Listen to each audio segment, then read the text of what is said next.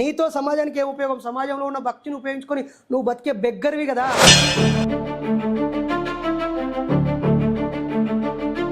నువ్వు ఆ మతాన్ని ఈ మతాన్ని ముక్కలు ముక్కలు నరుకుతాను నువ్వు అంటావు, ఆడు కూడా నిన్ను ముక్కలు ముక్కలు నరుకుతాను వాడంటాడు.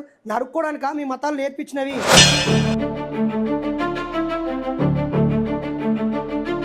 మా తమ్ముళ్ళు మంచిర్యాల జిల్లా వాళ్ళు, అన్న మా జిల్లానే, అగోరి కాదు ఆడపిల్ల కాదు అంటే అదేంద్రా, బట్టలు లేకుండా తన వక్షోజంబులను తన అంగంబులను ప్రదర్శిస్తూ ఆమె నించొని పూజ చేస్తున్నది కదా.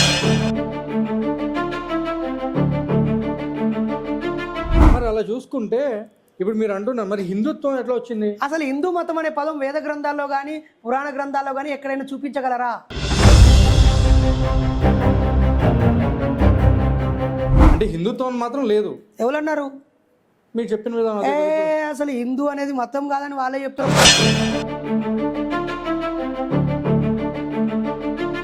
సంస్కృతం తెలిసిన ప్రజలు, సంస్కృతం వచ్చిన కొద్ది మంది, గుప్పెడు మంది, వాళ్ళ కోసం వాళ్ళు రాసుకున్న గ్రంథాలు అవి.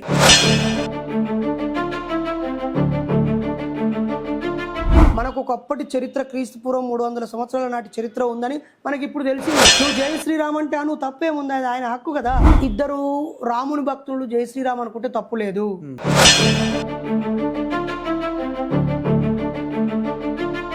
దేవుడు లేదని చెప్పినటువంటి బైర్ నరేష్ మరి కులం మాత్రం ఉందని ఎలా చెప్పగలుగుతున్నారు? దేవుడు అనే నమ్మకం ఈ సమాజంలో ఉంది.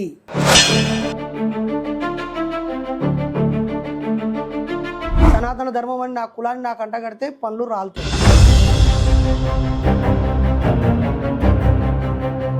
అంటే మీ దృష్టిలో రాముడైనా, కృష్ణుడైనా, బుద్ధుడైనా వీళ్ళు జస్ట్ మనుషులు మాత్రమే అంటారు?